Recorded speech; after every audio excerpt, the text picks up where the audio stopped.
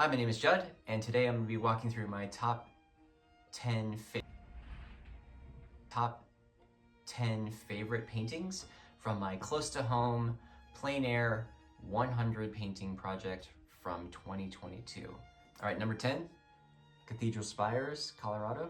This is an extremely cold day, so it's about 15 degrees early in the morning, so the sun hadn't really made its way down into the canyon quite yet. What I love about painting snow is all the subtle temperature shifts. You can see in here, warms, cools, a little bit of impasto in the shadow areas, which when you squint, it still is a darker value than up here, even though it's snow, which is white.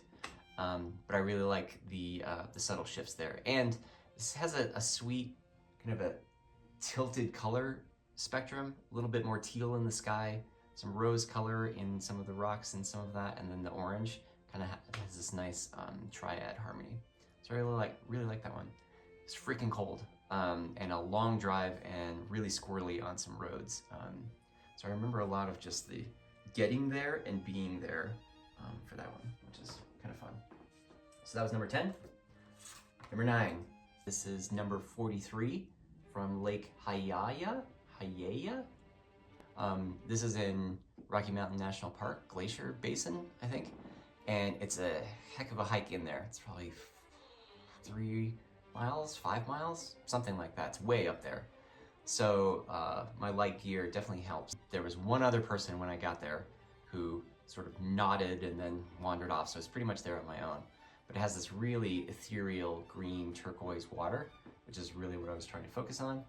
As you can see, a lot of the reflections is sort of the emphasis here, like in shadow, showing reflections of the sky, and translucency where you're getting kind of the green, rusty under the surface, catching a glimpse of the bottom. But it's really about these sun shapes of the rock, kind of spilling over, catching this one, but then managing the values between this sun shape and the sun hitting the rocks in the distance to make them feel separated. I really like that piece. The composition's not amazing. I think it's more about, wow, this is such a weird color that I don't get to paint. Like, let's see if I can do it, is more what I was trying to capture there. Number 8, Red Rocks. So this is from July. And I really like this piece. Red Rocks is about 15 minutes from my house, something like that. But I really like the distance that this one, and just the, I don't know, it's more of an example of what you can do with a very simple color scheme, red-green. So some subtle reds shifting almost into kind of like a warm gray. Same with the greens, and what you can do with a couple of colors, just managing the values and the chroma and the hue. The other thing that I like about this one is I think I managed the complication of the rocks pretty well. So there's big areas of rest and then bitsy pieces near a focal point, which I think works pretty well. I like that a lot. And it's always nice to get these like sweet purpley highlights on these rocks. They're red, but in shadow, when the planes face the opposite sky, you're getting a lot of blue canopy light that bounces off that, and they look purple. So you can kind of tweak that and emphasize it a little bit more than you might otherwise, but it's a really neat effect. So I like that one a lot. So that was number 10, 9, 8. This is number 7. This is from Bear Creek, and this was in August. So I was getting pretty far along. This is number 73, so pretty, deep into the project, and I was trying to change it up with the composition, almost going monochromatic. This is a cloudy day. It was about to rain, so I was hunkered down under this tree, moving pretty quick, trying to get this done. But all these fallen tree branches take on this, it's overcast, so they take on a truly gray tone to them, but really warm underneath. All the shadows are really dark where the wood's rotting out. So this is more about design, like leading everything to a focal point and just capturing that mood, hazy distance and overcast poking through trees. So a little bit of a difference. A lot of the paintings from this project are colorful. So it's nice to have a few that are a little bit more somber. 8, 7, so this is number 6. Number 6, speaking of somber, is number 76. This is Flatiron's Vista, which is a trail in the foothills of Colorado, and this just happened to be a very rare day where we got a lot of misty rain, sort of turning into snow, start of fall. This is actually the first day of fall, so it's just a really cool vibe. I love fog. We don't see it very often. I love atmosphere. Colorado is sort of notorious for a lack of atmosphere, and so this one is just a really awesome mood. I just love being in that atmosphere, walking around, your shoes getting all wet, it's damp, it's quiet. You know, when fog is in the air, it dampens all the sound a little bit, so it's not quite as crispy. So it's just a really cool day. I did use some wet on wet, which I don't normally use. You know, you can do gouache in a more wet on wet, but I don't, because I'm translating a lot of this to oil these days, and so that doesn't really work as much one-to-one. So I try to be a little bit more deliberate with the way I'm putting the paint down. But in this case, I couldn't resist. But I also like all these like subtle shifts in the grass, all kinds of like field grass and plants, and I don't know what they are, but subtle shifts in tone between teal and orange and burgundy and all these like neat colors. So yeah, a little bit more subtle, but I like it. I like the tree shapes too. Just a little chunky, you know, hint of tree. That's all you need. Hint of tree. People get it. All right, number 8, 7, 6. Number 5. This piece. This is number 78 from Inglewood. I have a lot of my favorites in fall. I like fall a lot.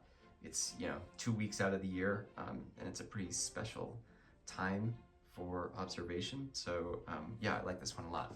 So this is from my house, from across the street, looking down our road. I just gotten back from Laguna Beach, the Invitational, and so I missed a week of fall already, which sucked. But I came back raring to go. My car needed work, so it was in the shop, so I couldn't make it to the mountains, so I had to just paint where I could walk, which is, this was across the street in Golden Hour. So I had to do this over 2 nights because this time of day really only lasts for 20 minutes, 30 minutes, something like that. So obviously the color is the emphasis here, but really these beams of light catching the cars. I don't have a lot of urban, suburban, whatever you want to call it, paintings here, but it's not that I don't like it. I just, you know, when I have a chance to paint, I usually get out of the city. They can be good narrative tools, but also in this case, just shapes to bounce light off of and provide some focal point. You know, this triad color scheme, sort of purples and oranges and greens, works really well. It's about managing the hue and the chroma to push the trees into the background and then pull some of the brighter ones to the foreground. Use those maple reds here and there to pop them back and forth, and that's really the focus there. So yeah, the trick with cars is just, they're just blobs. You know, it's all about the proportions. As long as the windshields look good and the undercarriage with the wheels look good, you can get away with a lot. So I think that was number 5. Number 4 is this piece. This is number 86. It's from Golden Gate Canyon State Park in Colorado. And what I like about it is I'm very partial to sort of extreme angles in compositions. I love slopes, and if I can get slopes with light and slopes with light and snow, I'm pretty happy.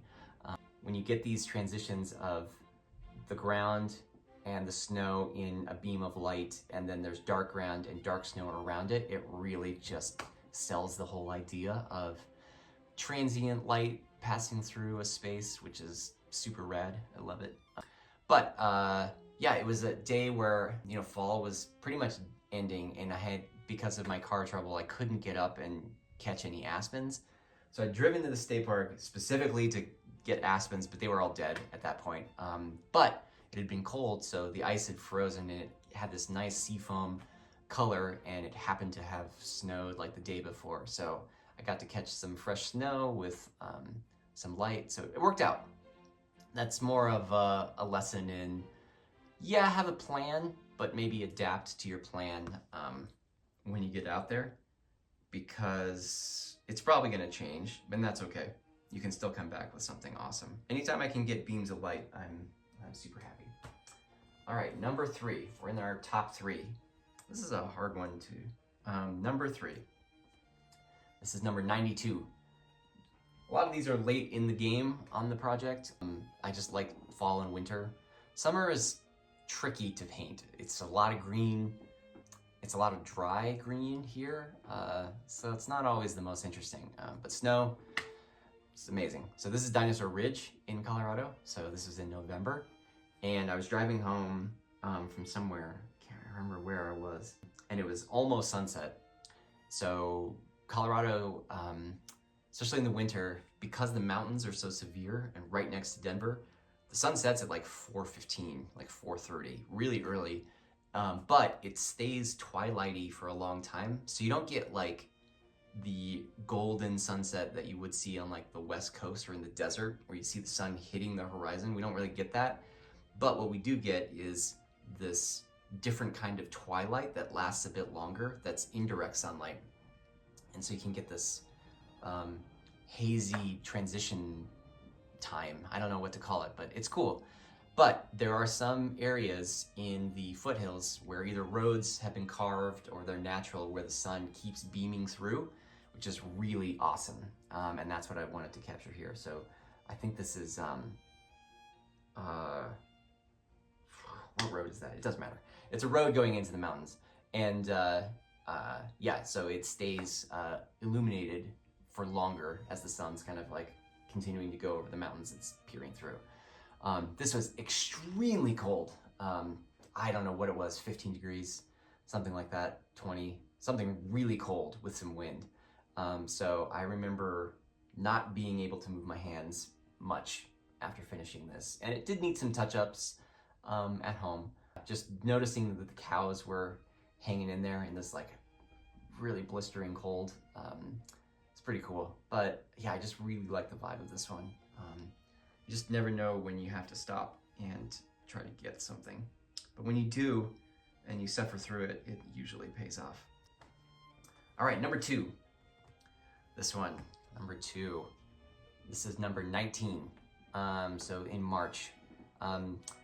In Colorado, we actually don't get a lot of snow in like November, December, October, some, but our biggest snow months are in the spring, specifically March. But this is right when they were starting to break, and this is in Inglewood, like 5 blocks from my house at a park. So I was sitting on this street corner looking at the park, and there was this sheet of ice behind me, and every person I would warn as I was painting, like, yeah, it's really slippery, they would fall. So like 6 people fell on the ice while I was painting this, which is unfortunate, but it's weird the things you remember with stuff. I can't remember what I ate for breakfast, but I can remember stuff like this. But what I liked about it is obviously the dappled light, right? And these, I don't know what kind of trees they are, but they're super gnarly, like Harry Potter trees. They're super cool. But all the dappled light, snow is starting to melt, giving way to grass that's coming alive, but all this warm, earthy shadow. Like it's not cool shadows. It's not getting any canopy light. It's all earthy warms up in there, which is pretty cool. But then experimenting with, you know, the dappled light transitioning from grass to snow to grass to snow really sells that effect. And it's really about designing the shape as it leads up to the tree. You kind of want it to be believable, right? Because like the tree has a canopy, and it's preventing snow from landing around it, so it's going to be thinner there, right? So it's going to melt faster. So there is kind of this hard barrier, but it's just designing the holes and some of that stuff to get that to work. But I'm a sucker for dappled light, like most painters, and I really like that. Okay, my number 1. It's a hard one. You know, with anyone who does a big project, especially like this, it's kind of hard to look at the ones that you started with, because even over a year, I'm noticing a lot of improvement and I guess more subtlety in the paintings that I've done, or at least I feel that way. And so my favorite is pretty late in the game, so this is number 98. So this is in December 7th. In Morrison, up the road in the canyon, and just catching the sunrise coming into the canyon. So it's pretty cool in the canyon. So still pretty cold, still wearing heated gloves and doing all that stuff. But the sun, if you're in the sun, it's really nice. And so catching this, you know, sun coming over the other edge of the canyon and then slowly creeping its way down into the canyon was pretty neat. And I liked this shelf. So there's a road right here. My car is like right over there. Yeah, just seeing this like snowy trail leading up to this area. The tricky part with these transitions is you really want to lower all the contrast of any of the shadows in here. Even if they feel darker, it's gonna look better if there's less contrast in the shadow areas. It just sort of like melts into the distance. And yeah, really just pick and choose the dark highlights that you, or the dark shapes that you want to emphasize in the rocks. So you don't want to go overkill with every little crack and crevice because it's going to be too busy. But yeah, and then the other sweet spot of this one is there were melted glassy bits of ice here that were actually reflecting the orange of this into my face, right? So I was sitting at a perfect angle to see yellow reflections in that path, which is super cool. I thought that was just a neat, like if I was making this up, if I was painting this in the studio, I would never think to do that. So just some of the things that you see while you're out there. So that was number 10.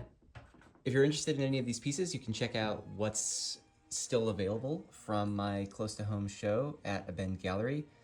The link is in the description for each one of these paintings and the larger catalog, or you can visit my website and check them out there. I hope that was interesting. If you have questions about process or materials or anything like that, please let me know. But thanks for watching.